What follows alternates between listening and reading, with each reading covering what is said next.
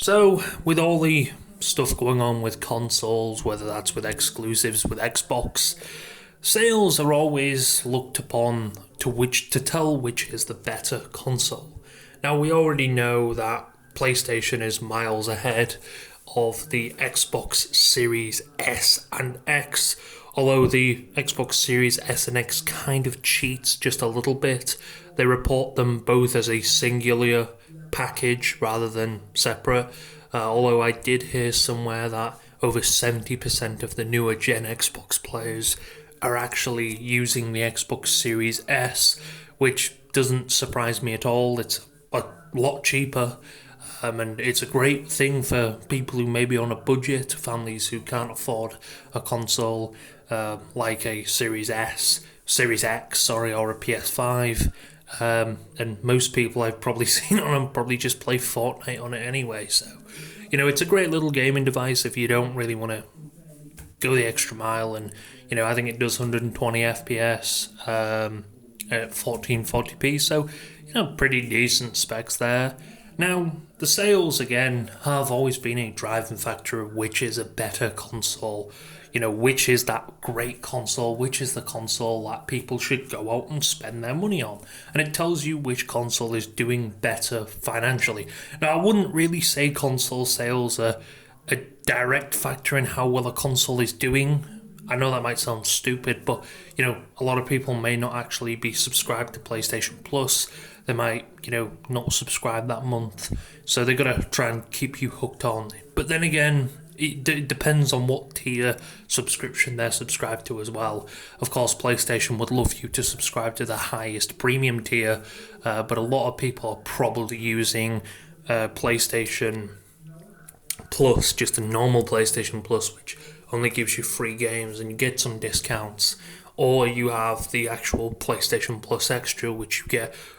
It's basically the equivalent to Xbox Game Pass, that tier of subscription. Now, of course, we all know the PS2 is one of the best-selling consoles of all time. The Nintendo Switch is, I think, maybe going to beat that, although they have the Switch 2 coming out, so I don't know if that will jeopardize it ever. I think it has like 140 million. The Switch has done incredible number. I know it's been out for quite a while, since like 2017, something 2016, 2017. So it's had obviously a bigger advantage than this generation of consoles. Now, of course, we have the PS4. I think that sold nearly 100 million units, although I think I've heard that it sold 110, 120, 115, something around there, close to 120. Of course, the PS3 did pretty well as well. I think the PS3 had a bit of a weird start. It launched very expensive, and kind of drove a lot of people away. It launched, I think, a year after the 360 as well. Bearing in mind, it wasn't great financial time back then, and I don't think the specs really blew people away for it. Of course, the Xbox 360 is one of the best-selling Xboxes of all time. It, I think, sold 80-something million. It was just beaten by 2 or 3 million by the PlayStation 3. Although the Xbox 360, I think their first console, which was the Xbox original, came out, and I think they sold 24 million units, something like that, in the space of a few years. Bearing in mind, Microsoft were known as a software company. It was kind of a weird thing seeing, what the fuck, why is Microsoft making consoles now? But they came out of nowhere and they said, here's the Xbox original, and people liked it. Obviously, it didn't sell as well as the PlayStation, although for a first console, I think 20 million units is pretty good, especially with online. Definitely was the start of a revolutionary online for Xbox and, well, their ecosystem they were doing.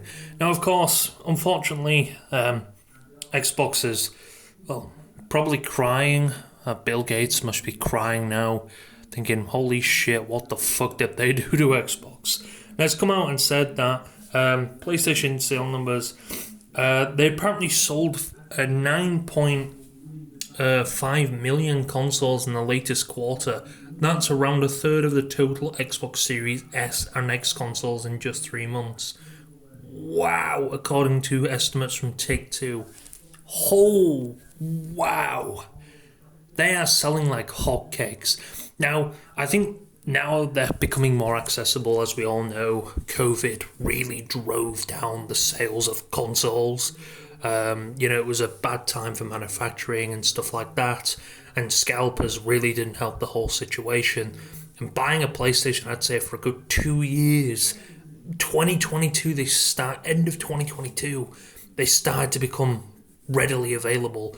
But for years, like for over nearly 3 years, they weren't available on Amazon. Even the PlayStation Direct store, which is their official store where they sell all their stuff, they weren't available at all.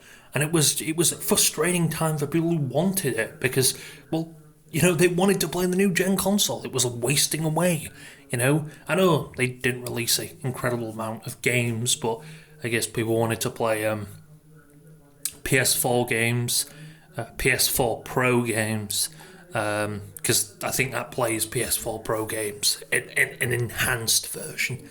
And of course, they didn't sell incredible. I think they sold, I can't remember in the first year, maybe like 5 million, something like that. They didn't sell very well, but it was obvious, supply chains were fucked up and stuff like that. So you're going to see a lot more jumping up because people are readily available, they're easier to buy now, and more people are going to be more accessible with them. So I'm not saying that's one of the reasons. Maybe people are like, wow, deals, don't forget there's Christmas deals and stuff. We just had Christmas, things go on sale. I think PlayStation were doing something, the PS5 Pro just launched, so I'm sure a lot of people, I don't know if they will count as sales as well. I think they will, but apparently I read somewhere that apparently the PS Portal counts a console sale. Well, that wouldn't make any sense. Now, obviously, this is not a good thing for Xbox. I think that's an obvious statement right there. PlayStation, it's no surprise. They apparently have sold, from what I've seen, 75 million. Is that 4 years now? Nearly 5 years. 75 million consoles. And what Xbox is at around, 20, 30 million nearly? What? It blows my mind where Xbox is actually going. That's an absolute shocker to me. PlayStation have sucked up. They've gone up crazy amounts. Now, again, like I said, partly of that reason was probably because of the whole supply chain with 2020 and COVID and stuff like that. That will have affected a lot of these sales. Now, I don't know what Xbox... Maybe this is why Xbox are doing this. Maybe this is why they're seeing them numbers from PlayStation. They're like, holy shit, that's some incredible numbers right there. The opportunity we have to put our games on there. Heck, if Xbox does go to shit, at least we've got PlayStation and PC to fall back on. Which they have, and they'll generate a shit ton from doing that. They can still have Game Pass. They just slip Game Pass onto PC, drop it down a bit cheaper. There you go. I'm sure a lot more PC players will strive over, because PC Game Pass isn't really doing that well. It's understandable, to be honest. You'll normally hear PC players say they like it being free. That's one of the advantages PC gamers will talk about, at the fact that they don't have to pay an online fee. Which, again, is a very big advantage of being a PC gamer. So, I don't know the future of Xbox with these results, although it doesn't shock me one bit, this type of stuff. It just makes me realise how far Xbox is actually steaming. I think Xbox One generation, they ended up selling, 60 million units. They came back with the Xbox One S, where they said pretty much, you know what, we're going to make it an actual console. They decided to get rid of the stupid VCR to make it try and look like a TV. They said, scrap that. We're going to decide to, do this like this. And they came back. They did well. Sales were okay. 60 something million. It ain't great, but it ain't bad. It's a pretty decent drop off, 30 million drop off from what their Xbox 360. But I think it's very obvious Microsoft has lost the niche that Xbox gamers want anymore. And it's very clear Sony are opening their arms for Xbox players. And again, Microsoft is just like, you know what? Let's accept defeat and just put our exclusives, some of our, again, mascot exclusives, onto the competitor platform. That would be like, I don't know, Google Android doing something, kind of with Apple or something like that. It would be a very weird thing. I don't know, man. It's a very sad day. I know a lot of Xbox players don't care. They'll make their mind up about this generation. There is rumoured again to be a handheld Xbox on the way, coming out. I don't know what it's called. It's called Xbox P or something like that. It's code name for some shite. But other than that, and then I think they're going to be launching a handheld and a actual console. So we'll see how well that does. It might bring people back, definitely with a handheld, but I'm not too sure with the console. There are rumours that it'll be like PC and stuff. It'll be able to play Steam games, although, in my honest opinion, what would the point of having an Xbox be? How would they make money from that, unless it's through Game Pass PC or something? I don't know how they would do that, in my opinion. But yeah, it's not really surprising at all. Wow, it isn't surprising that this stuff is happening. But it's sad to see. Very sad to see. Xbox, I knew sales were down for Xbox for a while now. It's very obvious. I don't think sales have been doing well for Xbox since it launched. And I think they could tell that as well. I think maybe a lot of people ended up buying the Xbox because they just couldn't get a PlayStation and settled with anything because they just wanted to get their teeth on something new. Because the PS4 was just a bag of balls. It just wasn't great. The fans were horrible. You wanted to play Warzone or whatever, it just didn't really perform great. So that's why a lot of people probably are buying one now. PS4's getting on a bit now. They're 10 years old nearly. No, they are over 10 years old. So it's, people are really wanting to upgrade and get a new console and, let the PS4 rest. In the PS4 Pro is showing signs. I know it had a lot of fan problems as well, loud fans, and I'm sure a lot of people want to let that rest and maybe give it up and upgrade to the PS5 Pro. So, yeah, not shocking at all, even though I am slightly shocked. Yeah, it is what it is. Unfortunately, Xbox is just falling behind.